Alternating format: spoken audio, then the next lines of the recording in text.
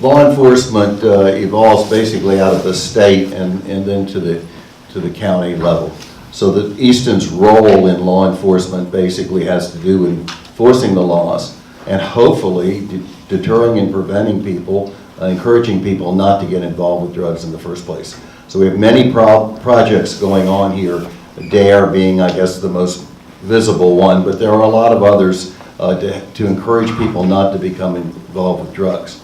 But we need an effective response in terms of law enforcement, and I know the sheriff is trying to organize that. We've had in the past, when I was state's attorney, we had a narcotics task force that every single municipality participated in. Either they sent officers or they sent money, and the county and the state as well. That has fallen apart, but it needs to come back because this problem hasn't gone away, it's just gone below the surface. And people are not seeing it the way, for being as serious as it really is.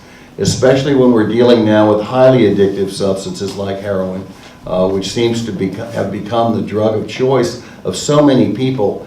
And it's almost unimaginable to most of us because we grew up thinking of all the things they wouldn't try. They certainly wouldn't try heroin. All the movies showed the people with needles hanging out of their arms and what miserable lives they had. But for some reason,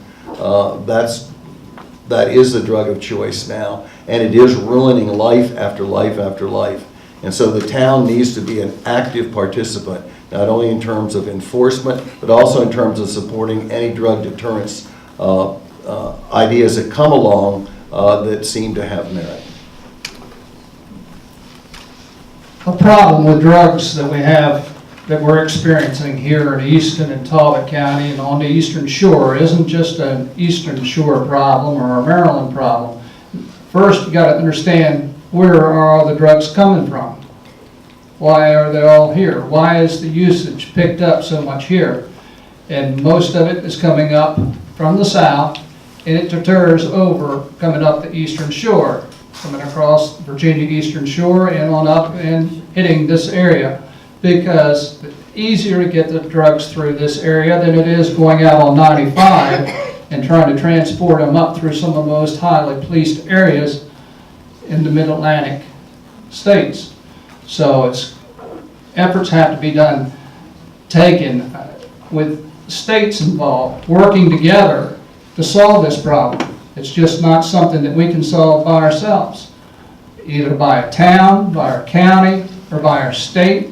It has to be a coalition and working together with states to have that done.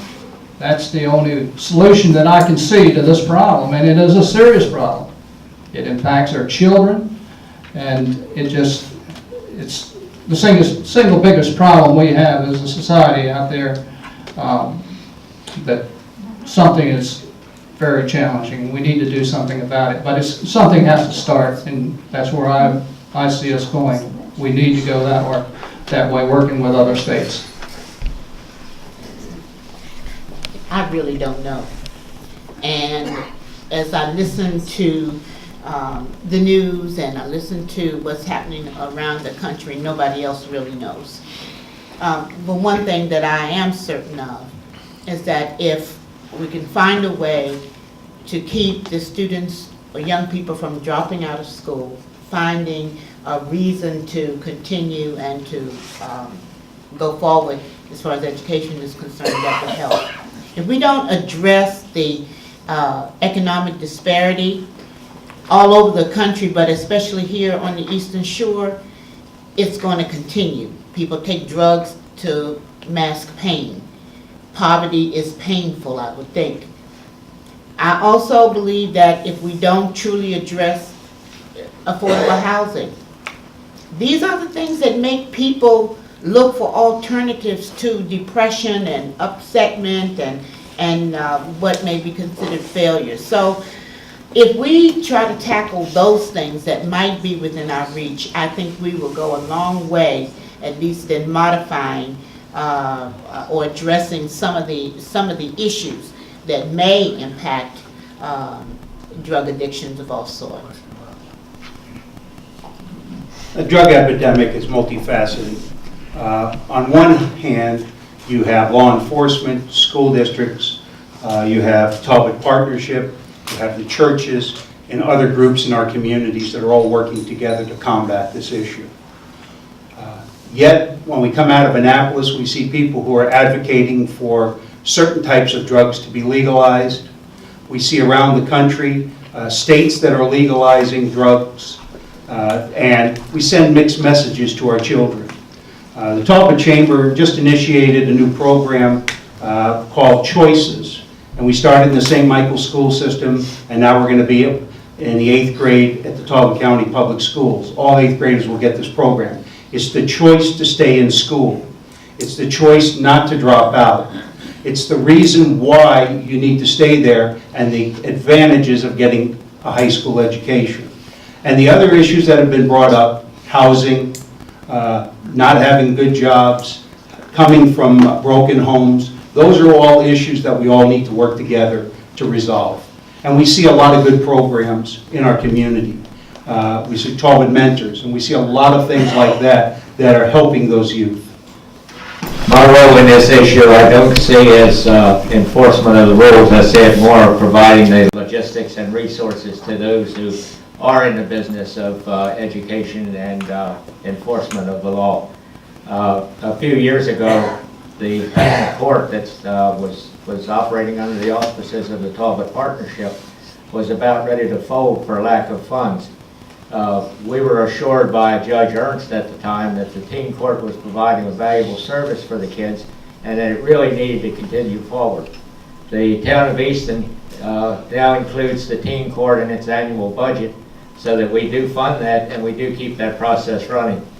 We also provide resources for the Talbot County Narcotics Task Force in the way of a meeting area, and we also support that with officers from the Easton Police Department along with funding. The other thing that I really do make an attempt to handle every year at budget time are ample resources, safety equipment, and training for the Easton Police Department. We're not going to put them out on the street with less than adequate equipment or less than adequate training. And this is all being taken care of, and that's where I see my role in this. I agree with the efforts that have been described. There's one thing, however, that I think is missing from the conversation. And that one thing is going to the communities most affected by the drug problem and asking the community leaders what to do. Go to the mothers who have problems with their children. Go to the fathers who have problems with their children. Go to the schools and ask the kids, why is this prevalent? It's a cultural thing for many. Drug use is all culture, and it crosses every divide. But the only way to solve the drug problem is to get people to stop using, and yes, it's through education, it is through enforcement, but it's also hearing from the communities most effective, why is this happening? Thank you. Well, everyone is correct. Drug abuse is not going away. It's growing exponentially not only in this area, but statewide. Certainly our law enforcement needs to prioritize their drug enforcement efforts, but no one police department has enough resources on its own to do it. So they need to be working collectively and work in task forces. They need to be caught up to date on all the latest techniques and chemical testing that are available, and certainly we should support our police department in identifying these. But there's another problem. Putting people in jail does not solve drug addiction. We need to implement drug courts where people who have been convicted of drug abuse, as opposed to just putting them in jail, they are required to go through treatment and rehab until they're able to go back out into the community. These courts are predominant throughout the country, and I think that they're a very necessary tool in resolving this, not just for drugs, but also for DWI situations. We also need to be working on the education in our schools. We need to be more specific about what the types of drugs are, how they impact people, and what it does to their families and the livelihood of our community. So these are things that I think that we need to step up to the plate with.